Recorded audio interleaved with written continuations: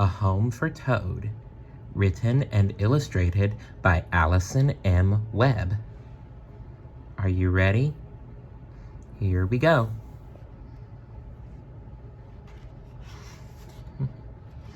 And look, I got an autograph by the author herself.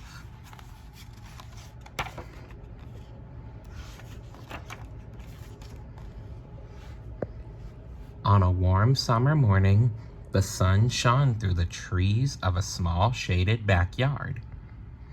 As the dewdrops sparkled in the dancing patches of sunlight, a little toad hopped timidly through a space in the wooden fence posts.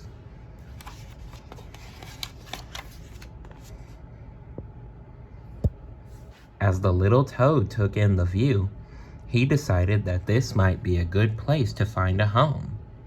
Not far from him, he saw a beautiful vegetable garden with fruits and vegetables of all kinds.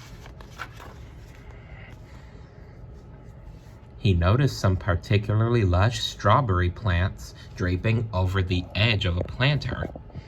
He hopped over to see if the strawberry leaves would make a good roof for him. Just then, a sudden sprinkle of water began to fall through the leaves, and he got all wet. This wouldn't do, so he kept looking.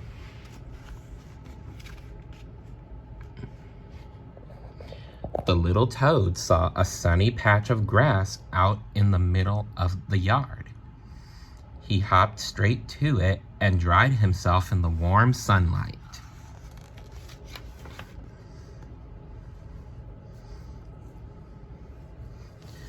The grass was so soft on his belly, and he thought, this would make a good home.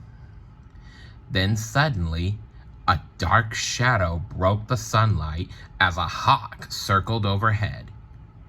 This wouldn't do at all. He hopped as quickly as he could to find cover. Yeah, he better get away fast, otherwise he'll be bird food.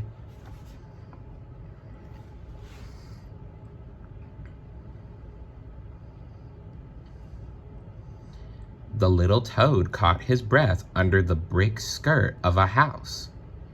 Being sure the danger had passed, he hopped along under the small brick outcropping. As he did, he noticed a space where a brick had fallen. Thinking that this little hollow would make a great home, he moved closer to investigate. Without warning, out popped a persnickety chipmunk. It chattered at him excitedly.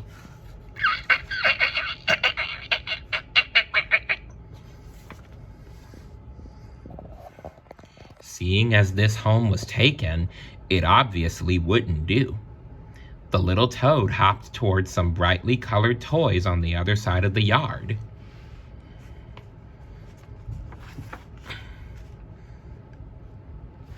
The little toad found a snug spot between a great big pink bottle of bubbles, a bright blue bubble pan, and a purple bubble wand. As the radiant sunshine gleamed, the little toad was dazzled by the colors that bounced off the toys and onto the ground around him. He sat perfectly still captivated by the beauty, thinking, this would make a wonderful home. Then, out of nowhere, the bubble pan roof moved, and he was scooped up by the two small, soft hands of a little girl. The little girl held him snugly and spoke softly to him as she tenderly stroked his back. As the little toad began to relax, he heard another voice say, all right, sweetheart, it's time to let him go home. Though he was thankful for her gentleness, he was afraid of heights, and a home so high off the ground would never do.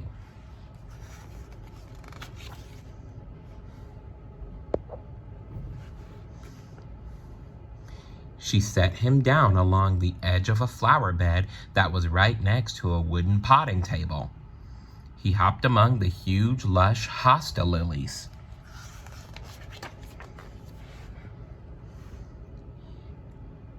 As he reveled in the cool shadows of the wide, flat leaves, he discovered a small blue flower pot that had fallen off the potting table.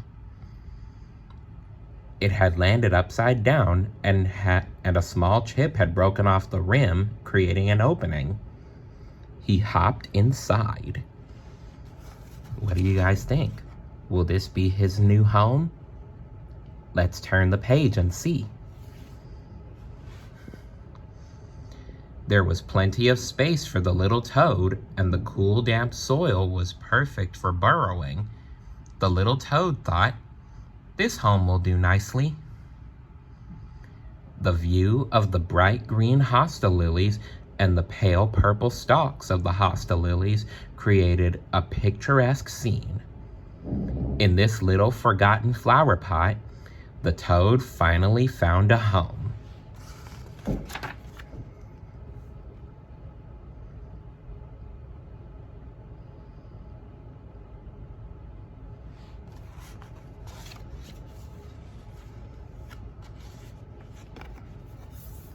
The end. If you were a toad, what would you think of for a home? Let me know in the comments below. See you later. Bye.